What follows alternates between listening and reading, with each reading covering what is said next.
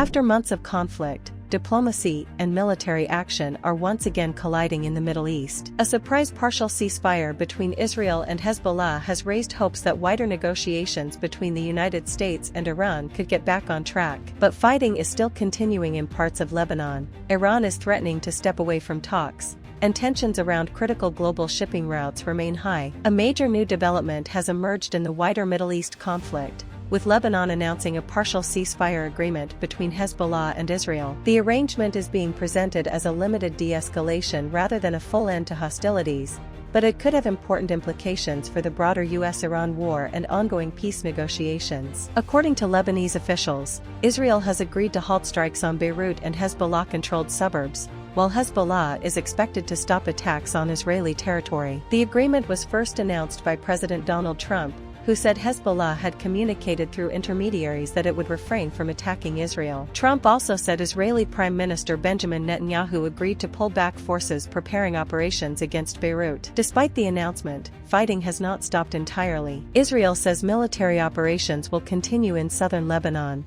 where Israeli ground forces are advancing toward the Zaharani River in their deepest incursion into Lebanon in more than 2 decades. Meanwhile, the Israeli military reported intercepting 2 projectiles launched from Lebanon into northern Israel overnight, highlighting how fragile the arrangement remains. Hezbollah has not publicly committed to ending all attacks on Israel. Senior Hezbollah figure Hassan Fadlallah said the group supports a comprehensive ceasefire across Lebanon but linked that to a full Israeli withdrawal from Lebanese territory. Lebanon is expected to seek an expansion of the ceasefire during talks with Israel in Washington later this week. The Lebanon agreement could help unlock stalled efforts to end the wider conflict between the United States and Iran. Negotiations have been largely frozen for weeks despite a fragile ceasefire that has mostly held since April. One of the key sticking points has been Lebanon itself. Iran has repeatedly argued that any broader peace agreement must include an end to Israeli military operations in Lebanon. The United States has maintained that the Lebanon conflict and the US-Iran conflict are separate issues. Iranian Foreign Minister Abbas Araghchi directly challenged that position,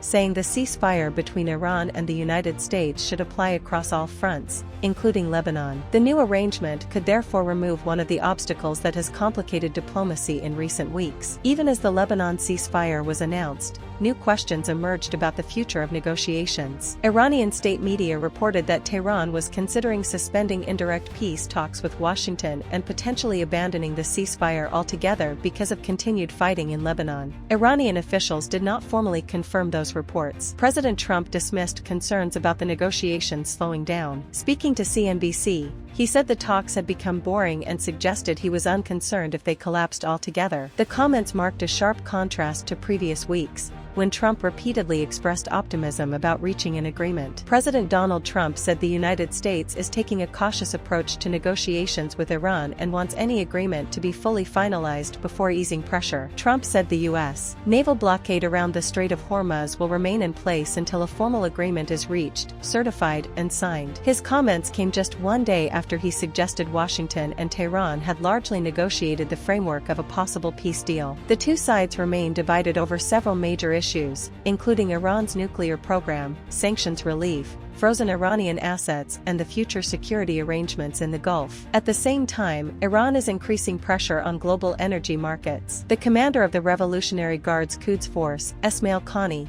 warned that Iran could expand its maritime pressure campaign beyond the Strait of Hormuz. He suggested Tehran could also target the Bab el-Mandeb Strait, another critical global shipping route located at the entrance to the Red Sea. The threat has raised concerns among governments and energy markets because both waterways are essential to global oil and liquefied natural gas supplies. Iran has already severely restricted traffic through the Strait of Hormuz, where roughly 1/5 of global energy shipments normally pass. Energy markets reacted quickly to the latest developments. Oil prices climbed around 4% as traders weighed the possibility of renewed instability despite ongoing diplomatic efforts. Investors remain concerned that any breakdown in negotiations or expansion of maritime disruptions could place further pressure on global energy supplies and drive prices even higher. The partial ceasefire between Hezbollah and Israel offers a potential opening for broader regional diplomacy, but with fighting continuing in southern Lebanon, Iran threatening to step back from negotiations, and tensions remaining high around key shipping routes,